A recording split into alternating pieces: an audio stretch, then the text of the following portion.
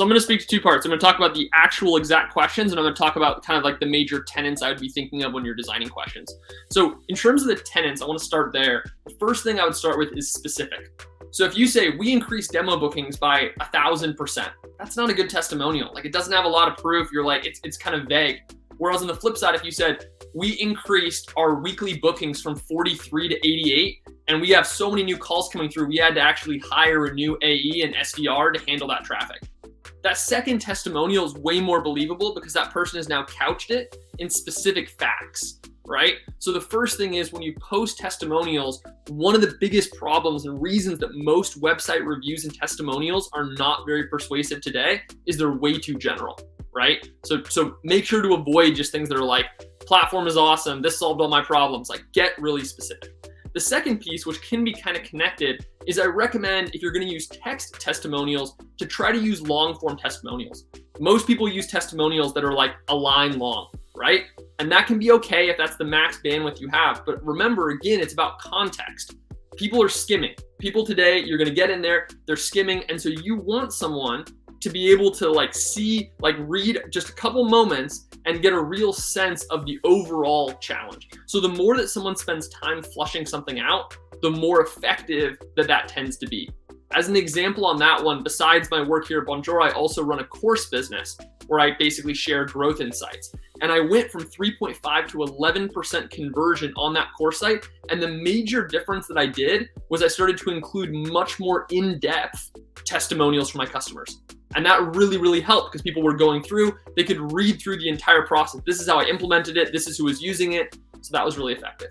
So number one, specific. Number two, long form. Number three is video.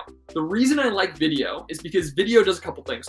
Number one, all of us as humans like to feel like we can kind of judge trustworthiness when we see someone communicating with us, right? There's body language, there's tone, there's all these variables that just don't exist when you have just a little tiny one-sentence quote on the website.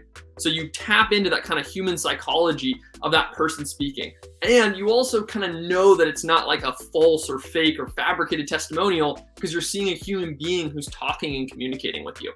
So like we talked about before, you don't necessarily want to only have video testimonials. It's all about diversity and having like choice, and you want to have both. But I definitely think that it has a ton of value to include video to have people talking through concepts. So in terms of principles, I just wanted to start there because I think specific, long form, and video are three things that you want to be thinking about as you design that question. Now let's get into some of the specific questions. So oftentimes one of the things that you want to do here is you want people to be returned to the pain that they're currently facing. So asking questions like, well, how are you doing things right now? Right? This is kind of like a little bit of like sales psychology 101 when you're teaching your sales team how to do good discovery. You want people to visit their current process because the reason they're talking to you is something isn't going ideally, right? They wouldn't be looking for other vendors if their current solution was functioning. So you want them to get back into that headspace because then it's like, well, right now we're burning 20 hours a week because this part of our process is really ineffective or slow. So you start with saying, okay, where are you at right now? And then the second connector question is, okay, what specific results have you now seen on the tail end? And when it comes to B2B SaaS, I think that getting again back to that specific, dig into the metrics, talk about specific KPIs that have been optimized, talk about specific metrics that have been improved.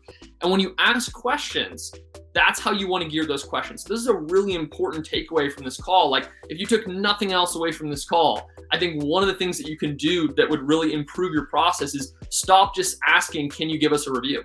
And start asking for specific things. What has happened? Again, every business is different, but what has happened with your number of sales bookings? What has happened with your open rates? What has happened with your click-throughs? Like, whatever your metrics are, really, really drill in and dig into those questions. So I think, how are things happening before? How are they happening now? Questions that involve specific metrics. Those are all things that I think can be really valuable. And part of this is, again, you need to know your audience. So in B2B SaaS, it tends to be that by and large, testimonials that are pretty into the numbers and are very specific and technical tend to be the ones that perform best. Other types of businesses are much more emotive. So it's much more about transformation. How are things now that you started this, masterclass versus how they were before, right? So make sure that you're capitalizing on that, understanding your audience, and that will be what produces the best impact. So those are some guidelines, if you will, around your questions.